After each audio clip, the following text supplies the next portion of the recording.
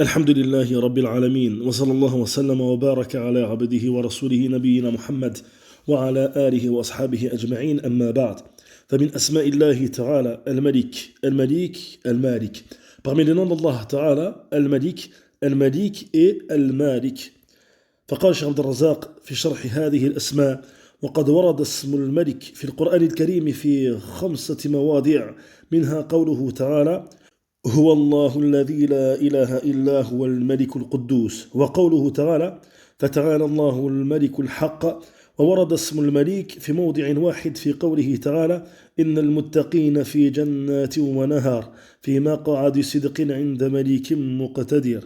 وهذان الاسمان دالان على أن الله سبحانه وتعالى ذو الملك، أي المالك لجميع الأشياء المتصرف فيها بلا ممانعة ولا مدافعة. وورد اسم المالك في موضعين، في قوله تعالى: مالك يوم الدين، وفي قوله: قل اللهم مالك الملك. Le nom d'Allah Tabaraka wa Ta'ala, Al-Malik, a été cité dans le Coran à 5 reprises. Parmi ces versets, la parole d'Allah Ta'ala dans le sens: et il est Allah, celui en dehors de qui aucune divinité ne mérite d'être adorée. Subhana, il est Al-Malik Al-Quddus. Et dans l'autre verset: Fata'ala Allahu Al-Malik Al-Haqq. Et quant au nom d'Allah Ta'ala, Al-Malik, il a été rapporté à une seule reprise dans la parole d'Allah Ta'ala, dans le sens: certes, les pieux seront dans des jardins, dans des ruisseaux, dans une noble place auprès d'un souverain, Malik, Muqtadir, capable de toutes choses. Et ces deux noms prouvent le fait qu'Allah Tabaraka wa Ta'ala est celui qui détient la royauté, Subhana. Il est celui qui possède l'ensemble des choses, celui qui dispose, Subhanahu wa Ta'ala, de l'ensemble des choses, sans qu'il n'y ait aucun empêchement ou rien qui ne repousse ceci.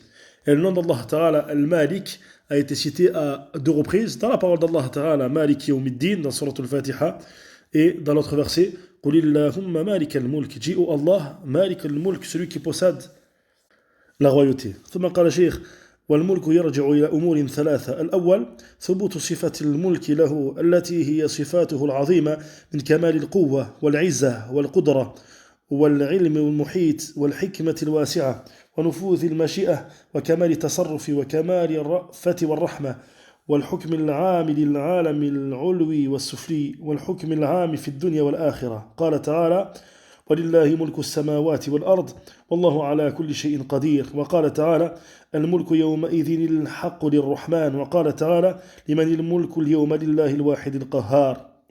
Puis Cheikh Abd Razak nous rappelle que le terme al-mulk renvoie à 3 choses. La première des choses, c'est le fait d'affirmer cet attribut d'al-mulk, de la royauté, à lui seul, subhanahu wa ta'ala, qui est un attribut immense, prouvant le caractère parfait de sa puissance, subhanahu wa ta'ala, de sa capacité, de sa science qui englobe toute chose, de sa sagesse immense, du fait que ce qu'il veut a forcément lieu, subhanahu, du fait qu'il dispose de toutes choses comme il le veut, subhanahu wa ta'ala, également qui prouve sa miséricorde et le fait que son jugement s'applique de manière générale dans l'univers, que ce soit les plus hautes sphères ou les plus basses sphères de l'univers, et également le jugement général dans cette vie et dans l'au-delà. Allah Ta'ala dit dans le sens du verset: et c'est à Allah lui seul qu'appartient la royauté des cieux et de la terre, et Allah est capable de toutes choses, dans le sens de l'autre verset. La véritable royauté ce jour-là sera pour le tout miséricordieux. Dans le sens de l'autre verset: à qui appartient la royauté ce jour-là? Elle appartient à Allah lui seul, l'unique, le Qahhar, dominateur suprême. الثاني أن جميع الخلق مماليكه وعبيده مفتقرون إليه ومضطرون إليه في جميع شؤونهم، ليس لأحد خروج عن ملكه ولا لمخلوق غنى عن إيجاده وإمداده ونفعه ودفعه ومنه وعطائه. قال تعالى: وتبارك الذي له ملك السماوات والأرض وما بينهما وعنده علم الساعة وإليه ترجعون. وقال تعالى: يا أيها الناس أنتم الفقراء إلى الله والله هو الغني الحميد إن يشاء يذهبكم ويأتي بخلق جديد وما ذلك على الله بعزيز. وقال تعالى: وكأي من دابة لا تحمل رزقها الله يرزقها وإياكم وهو السميع العليم. Le deuxième sens au sujet de cet attribut d'al-mulk, c'est le fait d'affirmer que l'ensemble des créatures, que ce soit ceux qui possèdent ou ceux qui sont possédés parmi les esclaves, tous ont besoin de lui, subhanahu wa ta'ala. C'est-à-dire qu'ils ne peuvent pas se passer d'Allah, tabaraka wa ta'ala. Et ils ne peuvent pas se passer de lui dans l'ensemble de leurs affaires.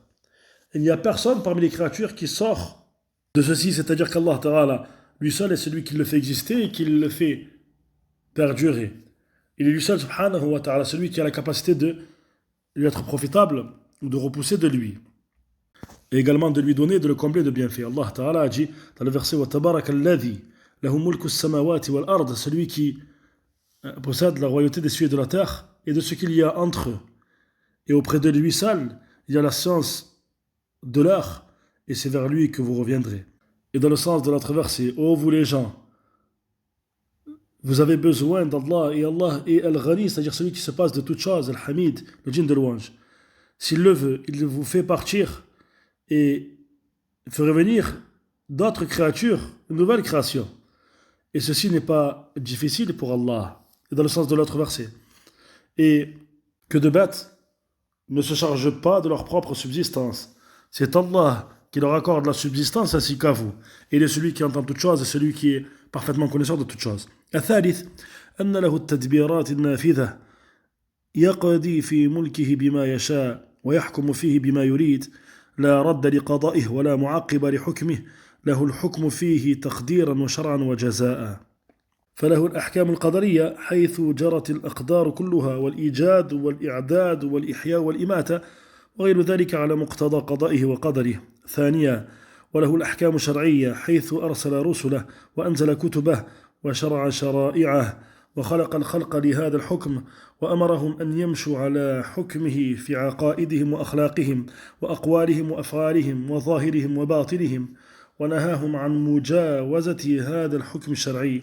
ثالثا وله الأحكام الجزائية وهي الجزاء على الأعمال خيرها وشرها في الدنيا والآخرة وإثابة الطائعين وعقوبة العاصين وكل هذه الأحكام تابعة لعدله وحكمته وكلها من معاني ملكه.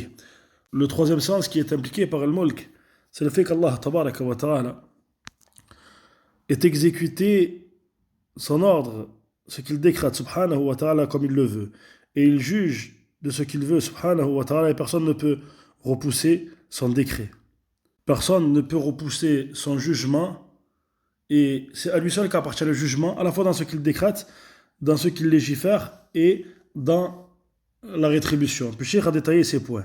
Concernant le jugement de ce qu'il décrète, subhana, c'est-à-dire que tout ce qu'il décrète, subhana, a forcément lieu dans le fait d'exister, dans ce qui est dénombré, dans le fait de faire vivre et dans le fait de faire mourir, et d'autres parmi ceux qui impliquent son décret, son jugement. Concernant son jugement légiféré, de par le fait qu'il a envoyé des messagers, il a fait descendre les livres et il a légiféré sa législation et il a créé la création pour ce jugement et il leur a ordonné de suivre ce jugement dans leurs croyances et dans leur comportement et dans leurs paroles et dans leurs actions, dans ce qui est apparent et dans ce qui est caché, et il leur a interdit de dépasser les limites de ce jugement légiféré. Et concernant son jugement au sujet de la rétribution, c'est-à-dire de par le fait qu'il rétribue au sujet des actions, qu'elles soient bonnes ou mauvaises dans la vie de ce bas monde et dans l'au-delà, dans le fait de récompenser les obéissants et dans le fait de châtier les désobéissants. Et tous ces jugements suivent sa justice parfaite et complète, subhanahu wa ta'ala, ainsi que sa sagesse, et tous ces sens rentrent dans ce qui fait partie de son royaume, le mulk. ومن معاني ملكه إنزال كتبه وإرسال رسله وهداية العالمين وإرشاد الضالين وإقامة الحجة والمعذرة على المعاندين والمكابرين ووضع الثواب والعقاب مواضعها وتنزيل الأمور منازلها إلى غير ذلك من التدبير والتصرف في مملكته بما شاء سبحانه.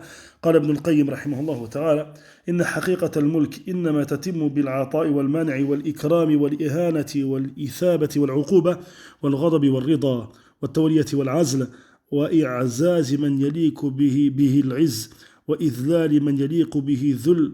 قال تعالى: قل اللهم مالك الملك تؤتي الملك من تشاء وتنزع الملك ممن تشاء وتعز من تشاء وتذل من تشاء بيدك الخير إنك على كل شيء قدير تولج الليل في النهار وتولج النهار في الليل وتخرج الحي من الميت وتخرج الميت من الحي وترزق من تشاء بغير حساب.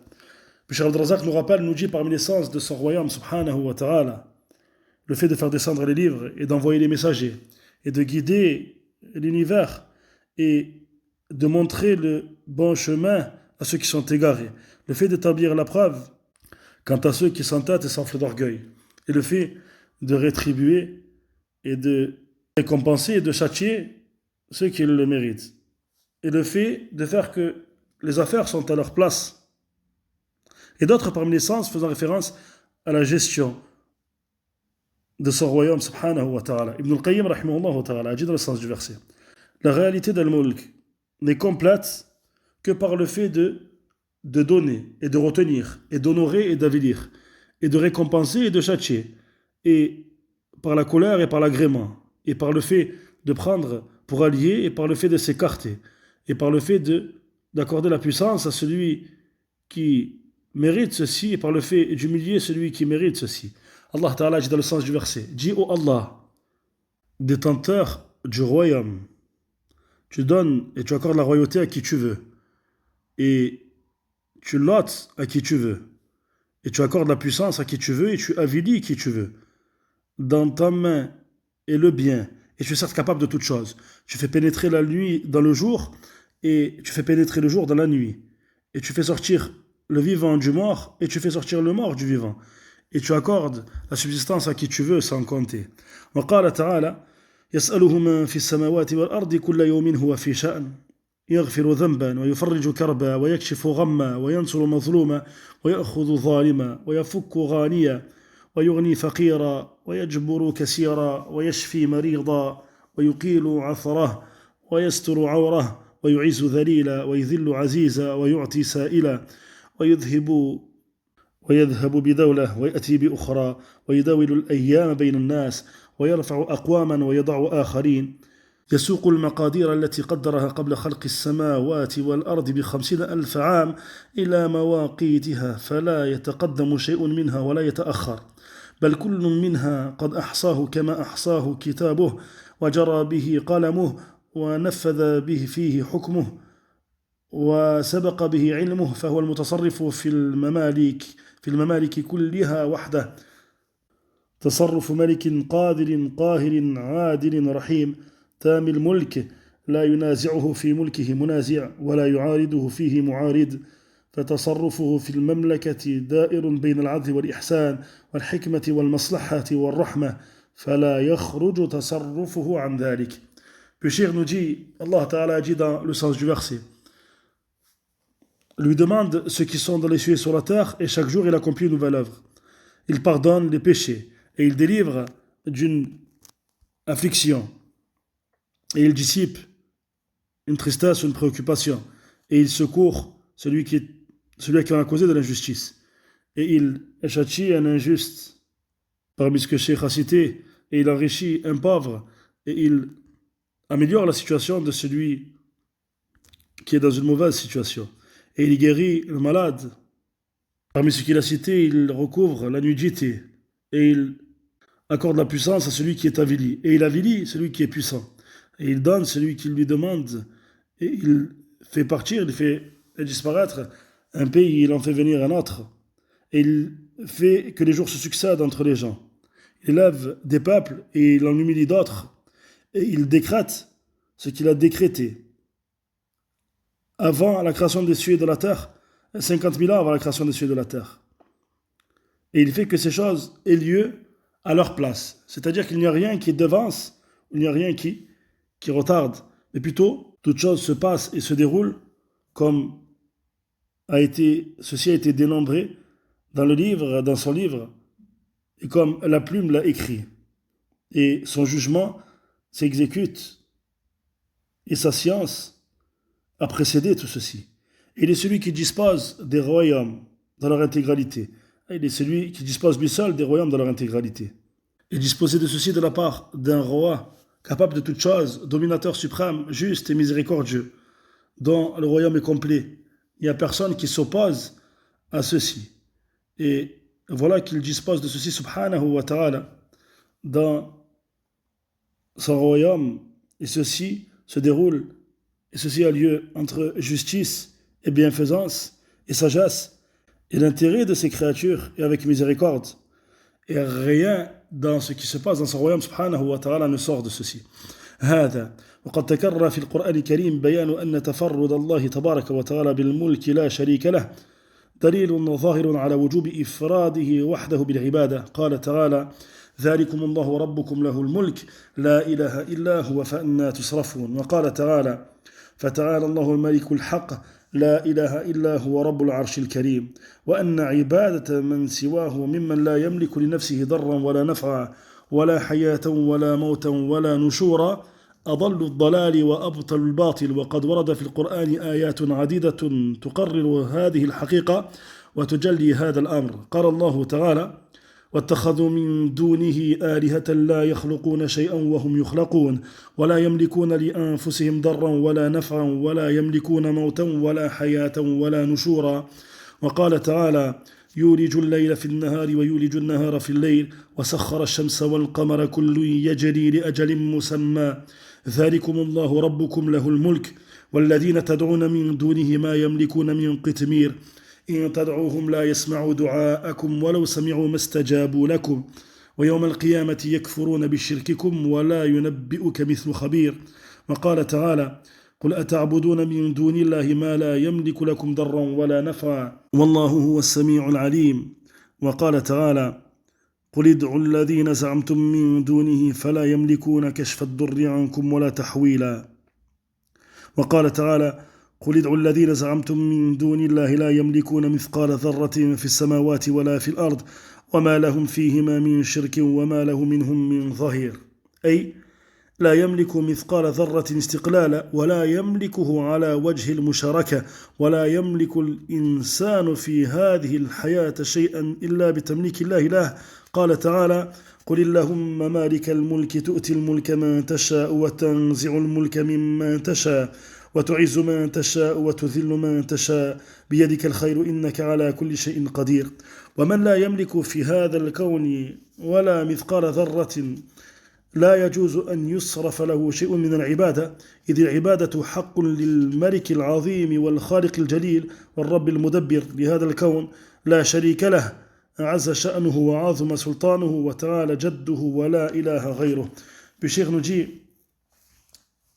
et a certes été répété dans le Coran la clarification de celui qui se singularise par ce royaume, lui seul sans associé, subhanahu wa ta'ala. Le fait que ceci est une preuve claire et évidente concernant le fait qu'il est obligatoire de l'adorer lui seul sans associé. Allah Ta'ala dit dans le sens du verset: tel est Allah, votre Seigneur, à lui appartient la royauté. Aucune divinité ne mérite d'être adorée en dehors de lui. Et dans l'autre verset, فَتَعَالَ اللَّهُ الْمَلِكُ الْحَقِّ, Ta'ala faisant référence à l'élévation d'Allah Ta'ala al-Ulu, le Malik al-Haq. Aucune divinité ne mérite d'être adorée en dehors de lui, détenteur du noble trône, subhanahu wa ta'ala. Et le fait, c'est-à-dire que ceci éprouve le fait que l'adoration d'autre que lui, parmi ce qui ne possède pour lui-même, c'est-à-dire ce qui est adoré en dehors d'Allah Azzawajal, ni la capacité de nuire, ni d'être profitable, qui n'a pas la capacité de faire vivre et de faire mourir et de ressusciter, que ceci est le plus immense des égarements et la plus fausse des faussetés. Et voilà que de nombreux versets dans le Coran ont été rapportés à ce sujet, prouvant cette réalité et manifestant cette affaire. Allah Ta'ala dit dans le sens de l'autre verset: et ils ont pris en dehors de lui des divinités qui ne créent rien et qui sont créées et qui ne possèdent pas la capacité pour elles-mêmes d'être nuisibles ou d'être profitables et qui ne possèdent pas la capacité de faire mourir et de faire vivre et de ressusciter. Et Allah Ta'ala dit dans le sens de l'autre verset: il fait pénétrer la nuit dans le jour et le jour dans la nuit, et il a assujetti le soleil et la lune, chacun leur course vers un terme fixé. Tel est Allah, votre Seigneur, à lui appartient la royauté. Et ceux que vous invoquez en dehors de lui ne possèdent pas, ne serait-ce que la pellicule d'un noyau de date. Si vous les invoquez, ils n'entendront pas vos invocations. Et s'ils entendaient vos invocations, ils ne seraient pas capables de répondre à celles-ci. Et le jour de la résurrection, ils renieront votre association. Et personne ne t'informe à l'exemple de celui qui est parfaitement informé. Et Allah Ta'ala dit dans l'autre verset, dit, adorez-vous en dehors d'Allah ceux qui ne possèdent pas la capacité de nuire et d'être profitable. Et Allah est celui qui entend toutes choses et qui est parfaitement un connaisseur de toutes choses. Et Allah Ta'ala dit dans l'autre verset, dit, invoquez ce que vous prétendez en dehors de lui. Il ne possède pas la capacité de dissiper un mal de vous, ni de le détourner. Et Allah Ta'ala dit dans le sens de l'autre verset, dit, invoquez ce que vous prétendez en dehors de lui. Il ne possède pas, ne serait-ce que le poids d'une fourmi, ni dans les cieux, et ni sur la terre. Et ils n'ont jamais été associés à leur création, c'est-à-dire la création des cieux et de la terre, et n'ont pas été un soutien quant à celle-ci. C'est-à-dire qu'ils ne possèdent pas, ne serait-ce que le poids d'une fourmi de manière indépendante. Également, ils ne possèdent pas, ne serait-ce que le poids d'une fourmi en étant associé dans celui-ci. Puis Cheikh rappelle, il dit, l'homme ne possède pas dans cette vie, si ce n'est que de par le fait qu'Allah tabaraka wa ta'ala lui a permis de posséder cette chose-là. Allah ta'ala lui a accordé ceci.